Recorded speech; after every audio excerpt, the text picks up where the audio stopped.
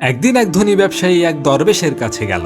সে বলল, হুজুর, আমি আরো ধনী হতে চাই, আমাকে এমন কিছু শেখান যাতে আমি অল্প সময়ে প্রচুর সম্পদ অর্জন করতে পারি। দরবেশ মৃদু হেসে বললেন, ভালো কথা, তাহলে শোনো, তুমি যদি আগামী 7 দিন নদীর ধারে গিয়ে সূর্যাস্তের সময় থেকে রাত হওয়ার আগ পর্যন্ত বসে থাকো, তবে এক রাতেই তুমি রাজ্যের সবচেয়ে ধনী ব্যক্তি হয়ে যাবে। ব্যবসায়ী একটু আশ্চর্য হলো, কিন্তু লোভের বশে দরবেশের কথা মেনে নিল। প্রথম 6 দিন সে খুব ধৈর্য ধরে অপেক্ষা করলো, কিন্তু কিছুই ঘটল না।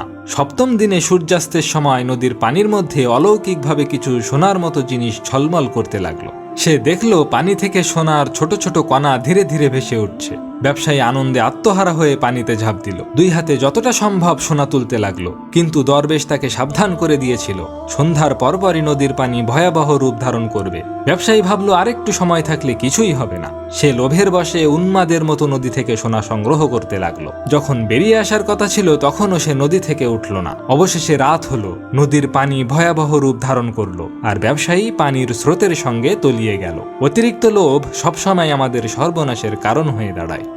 গল্পটি ভালো লাগলে অবশ্যই সাবস্ক্রাইব করুন এবং আমাদের অনন্ত পথ চলার সঙ্গী হয়ে যান।